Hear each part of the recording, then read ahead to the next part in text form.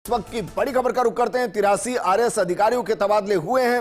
इस वक्त की बड़ी खबर, एक बड़ी तबादला लिस्ट 83 आरएस कार्मिकों के तबादले किए गए हैं। कार्मिक विभाग ने इसके आदेश जारी कर दिए हैं। इस वक्त की बड़ी खबर, एक बड़ा बदलाव किया गया है और जिनके तबादले किए गए हैं उनके नाम हम आपको बता रहे हैं। जरा देखिए किस किस के तबादले कर दिए गए हैं।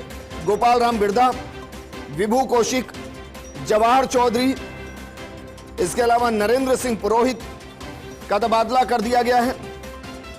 उदय भानुचारण, अशोक कुमार चतुर्थ, जितेंद्र सिंह नेहरूका, सीमा शर्मा वन, नसीम खान भावनगर, राकेश कुमार वन, धारा सिंह मीणा, मीनाक्षी मीणा, भागीरथ साख, संतोष कुमार मीणा, नंद किशोर राजौरा, इनके तबादले किए गए हैं। इसके अलावा अगर बात करें श्रवण सिंह राठौड़, अर्पणा शर्मा, राम कुमार टाडा, मुनेश कुमारी, मनसुख राम दामोदर, देवी सिंह, पंकज बड़गूसर, ताराचंद वैकेट, अमीलाल यादव, बंशीधर योगी, विकास प्रजापत, मोनिका सामोर, कल्पित शिवरान, अनीता मान, दिव्यराज सिंह चुंडावत और नीतू करोल।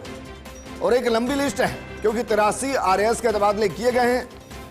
और इस पर बात करने के लिए मेरे सहयोगी और associate editor doctor Rituraj Sharma जुड़ गए हैं। डॉक्टर ऋतुराज शर्मा, 83 आरएस के तबादले किए गए हैं, लिस्ट को डिकोड कीजिए। देखिए जितेंद्र, ये बहुत बड़ा फेरबदल, क्योंकि उम्मीद जताई जा रही थी कि एक आरएस की सूची के बाद दूसरी के बाद फिर अब आरएस की सूची नहीं आएगी या मुश्किल ही आएगी।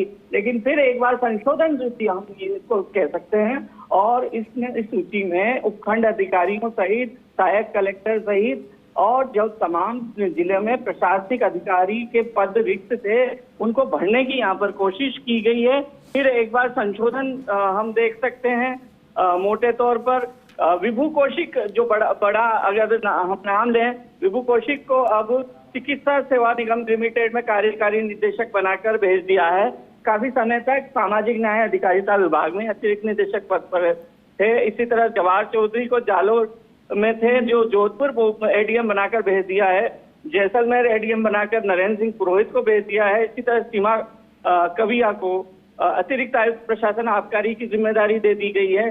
तो वहीं आभा बेनीवाल को राजस्थान कर्मचारी चयन बोर्ड में विशेषाधिकारी पद पर भेजा है। और ये पद रिक्त था क्योंकि कर्मचारी चयन बोर्ड, हम जानते हैं विजयन की बहुत इसका आगे काम बड़ा होने वाला है। एक के बाद एक भर्ती जिस तरह से प्रजनन सरकार निकाल रही है और पारदर्शिता से कराने का बहुत बड़ा जिम्मा होगा, निष्पक्षता से कराने का जिम्मा होगा। और हाल ही में जो अभी कर्मचारी चयन बोर्ड ने परीक्षा दी थी उसमें काफी कम उपस्थिति रही थी और जिसको लेकर भी तमाम तरह की चर्चाएं थी। तो ऐसे में ये नियुक्ति अहम मानी जा सकती है। इसी तरह से रामरतन सौकरिया का एक बार फिर तबादला हम एक बार फिर देख सकते हैं इनको सूची में।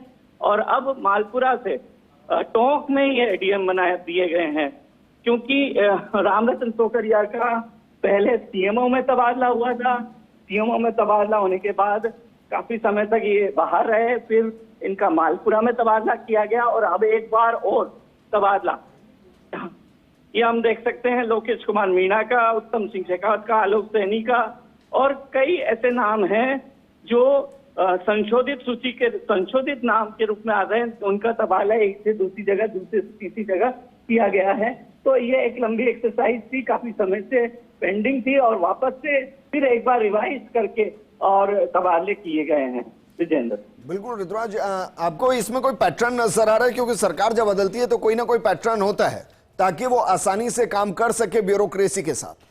बिल्कुल, बहुत सही ये सवाल है, क्योंकि एक पैटर्न के रूप में काम करना हो सकता है कि एक सही दिशा में जो प्रशासनिक व्यवस्था को ठीक करने के लिए कहा जाए। तो मूलतः जो पैटर्न है वो ये पैटर्न है कि जो हाल ही में अभी उपचुनाव होने प्रस्तावित हैं, तो उसमें वहाँ के आसपास जितनी भी जो जगह है प्रशासनिक अधिकारी की या फिर महत्वपूर्ण जो शहरी निकाय हैं यदि, तो उसमें या फिर जिला प्रशासन के ऑफिस है उसमें या उपखंड स्तर पर कोई है तो ये प्राथमिकता के साथ, और उसमें फिर यदि कोई अदला बदली है पहले की सूचियों से तो उसको देखना, और तीसरा फिर जनप्रतिनिधियों की यहाँ पर राय को सबको समेटते हुए, समाहित करते हुए और फिर तबादले करना। ये तमाम तरह के जो पैटर्न है वो नजर आते हैं इसमें। बिल्कुल। और साथ ही साथ संशोधन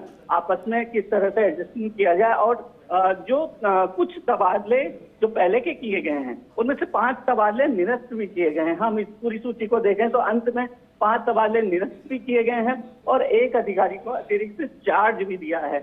और जो मुख्यतः जो इसमें बड़ी सूची जुट चुकी है, अगर मोटे तौर पर हम कहें तो काफी सारे एडीएम बदले गए हैं, उपखंड अधिकारी का काफी तबादला हुआ है, क्योंकि जो इससे पहले सूची थी उसमें तमाम विभागों को कवर किया था।